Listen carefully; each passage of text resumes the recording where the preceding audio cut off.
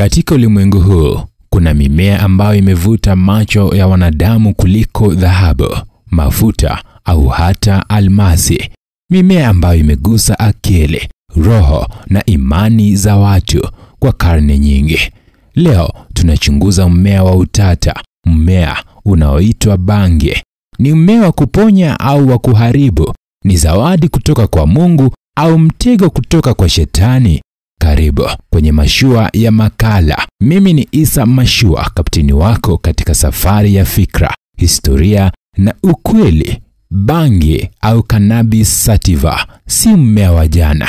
Ni mzee kuliko dini nyingi tunazozijua. Watafiti wanasema ilipatikana kwa mara ya kwanza katika milima ya Himalaya, maeneo ya China na India, zaidi ya miaka 12,000 iliyopita.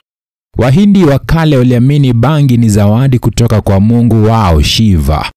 Walikuwa wanaamini bang, mchanganyiko wa majani ya bangi, uliwasaidia kutulia, kuingia katika hali ya kiroho na kuzungumza na ulimwengu wao wa roho.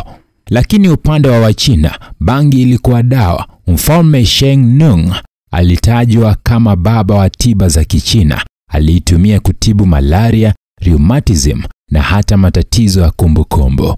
Kwao, bangi haikuwa dhambi, ilikuwa tiba. Ila kwa mataifa mengine, ilionekana kama mlango wa ulevi na uzembe. Sasa tunapofika katika imani ya Kikristo, ndipo utata unaanza. Biblia haitaji bangi moja kwa moja. Hakuna mahali tumesoma thou shalt not smoke weed, lakini kuna misingi ya maadili inayotuongoza.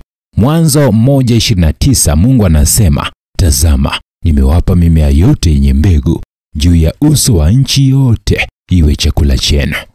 Je, hii inamaanisha bangi pia? Kwa sababu nayo ina mbegu, ni mmea na imeumbwa na Mungu. Lakini Wakorintho wa kwanza 6:19-20 inatukumbusha, je, hamjui miili yenu ni hekalu la Roho Mtakatifu? Msiharibu.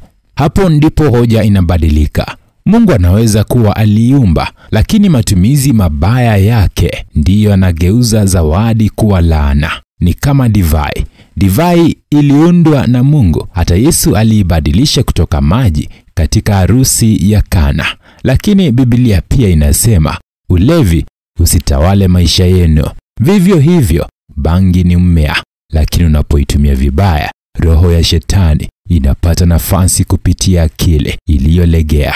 Kitaalam, bangi ina kemikali inayoitwa THC, tetrahydrocannabinol.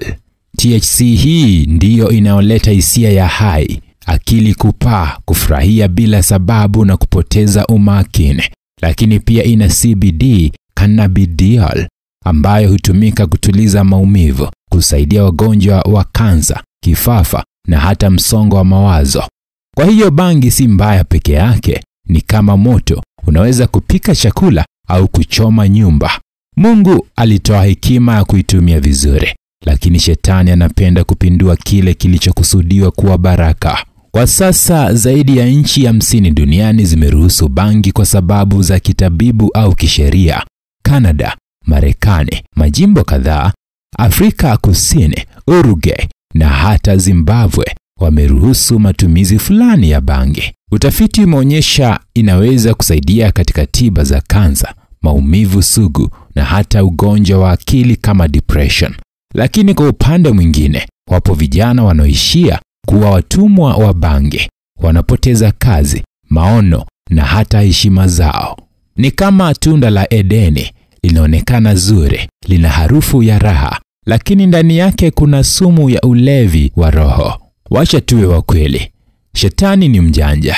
Hatumii vitu vya giza tu, wakati mwingine anavaa mwanga. Anaweza kutumia muziki, mitindo au mimea kama bangi kumdanganya mwanadamu kwamba hakuna shida. Anakuambia ni asili, ni dawa, hata Mungu aliumba. Lakini polepole unajikuta unategemea. Unaanza kupoteza umakini katika sala, katika kazi, katika maisha. Hapo ndipo mtego unapofungwa. Kwa hiyo si mmea wenyewe ni Shetani, bali roho ya udanganyifu inayokuja kupitia matumizi yasiyofaa. Ndiyo Shetani mwenyewe. Wapo wanaosema bangi wasaidia kufungua akili za kiroho, lakini kumbuka Mungu hajawahi kuhitaji dawa ili kuzungumza na mwanadamu. Manabii hawakuvuta bangi kupata maono, walitumia utakatifu, si moshi. Lakini bado tusisahau, bangi imekuwa chanzo cha mapato, ajira na dawa. Serikali kadhaa zinapata mabilioni kutokana na mauzo yake ya kisheria. Kwa hiyo, mjadala huu si wa kiroho pekee, ni wa kiuchumi, kiafya na hata kisiasa. Hekima iko hapa. Bangi si ya shetani wala si ya Mungu, ni ya mwanadamu kutumia kwa hekima au kuharibu kwa tamaa.